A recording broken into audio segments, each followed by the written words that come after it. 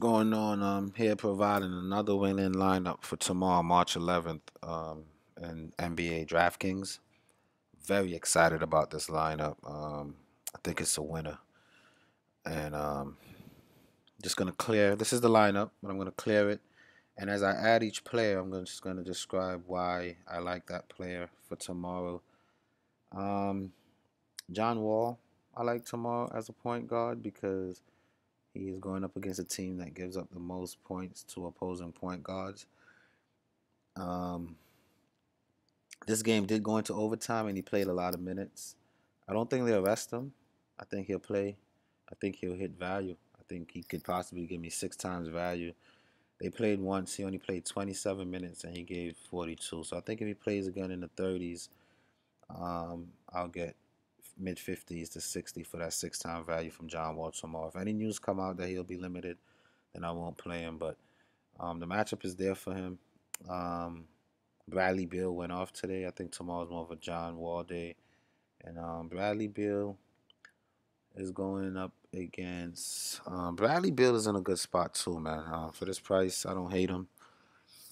He just didn't make my lineup for whatever reason tomorrow. I don't quite know why. But that might change. You know, I get gut feelings overnight. I sleep on things. I wake up. I go to the casino and I think about basketball. I look at Sports Center. I look at stats. I look at matchup. I watch some film. I put it all together, man. I take this thing serious, and by tomorrow I have a better feeling on the game. But um, McCollum, I don't know. I don't know him for being a big defender, but it seems that Washington does well against the shooting guard position. But Bradley Beal already played them, and he only played in the 20s for minutes, and he put up value tomorrow for his price. So Bradley Beal is definitely in play, but he didn't really make my lineup. The shooting guard that I went with was Ginobili. The reason I went with Ginobili is because Ginobili rested the last game for San Antonio, and Kawhi Leonard is out tomorrow. I just got some news that the big three in Golden State will be out for that game. Curry, Draymond, Klay Thompson, even Iguodala. So Popovich, when teams do that against him, he tends to rest his players as well. Like, you want to give me your scrubs, I'll give you my scrubs. So it's something to pay attention to. But I love Ginobili tomorrow because of that. And another person, I made this lineup earlier while the games were still live. Another person I love tomorrow, in that same on that same team, is Aldridge. With no Leonard, I think they'll look for him for a lot of points. His price is reasonable. I think his floor is safe. But then again, he's going up against a Warriors team with everybody that can score sitting out. So I might I might look at the Warriors for some value picks. All right, I might do some analyzing and seeing who would provide me some value, or I might just fade that game altogether. To be honest with you, okay. For my small forward, I'm going with LeBron James. He's an animal. He's just destroying teams right now. He's averaging 60s in the last 10 days.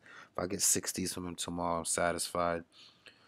He's going against Orlando, who's coming off of a back-to-back, so their legs are going to be a little bit tired. I think LeBron just lost, what, 2 games back-to-back. He wants to win. He wants to stay on top of the Eastern Conference. I think he has a chip on his shoulder. He's done with the nonsense. He comes out to play. He is my main play tomorrow. He will not move from there. No matter what configuration I do, I'm going to make sure I have LeBron James in. And my center is Costa Kufos. All right, hear me out.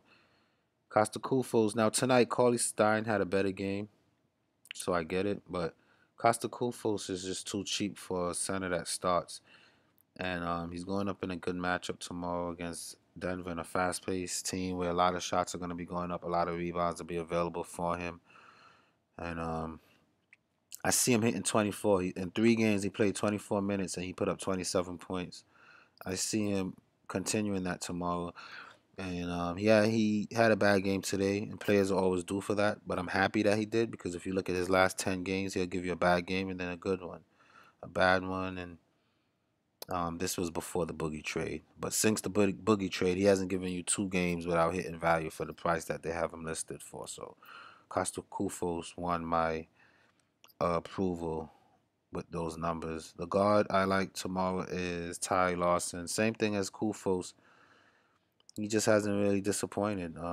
He'll have a bad game, but then 3 games where he hits value for that price, he'll have a bad game and then value. Even when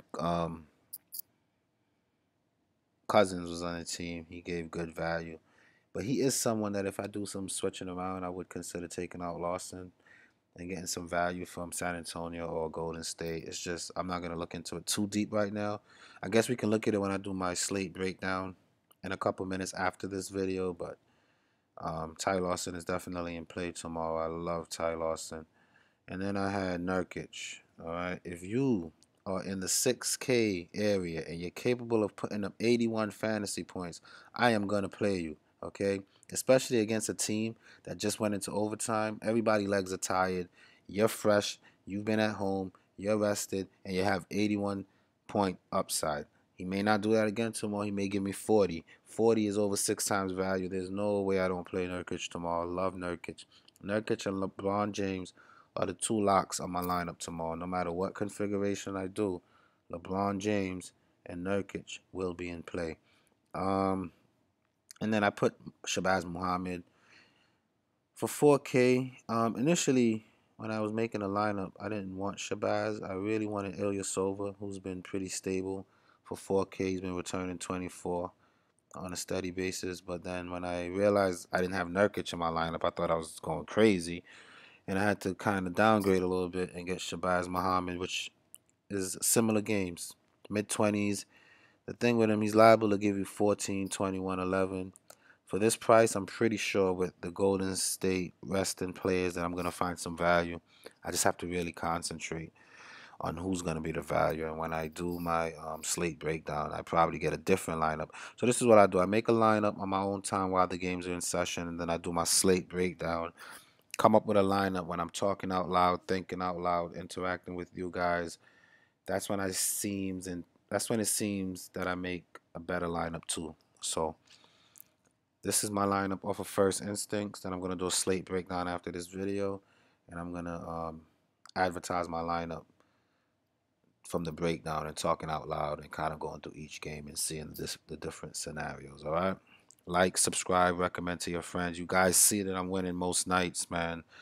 I just want to help you guys succeed. It feels good. I would love to have a internet community of folks that I can interact with and help make money and just have a good time doing what we all love to do, which is DFS fantasy. We only have 1 more month of basketball left, so for that last month while I'm studying baseball and seeing if I could be successful at it, I just want to enjoy basketball. It's my favorite sport. I love it. I love to bet on it. I love DFS, and that's what it is. All right. I'll see you guys in a couple minutes. I'm gonna do the slate breakdown next.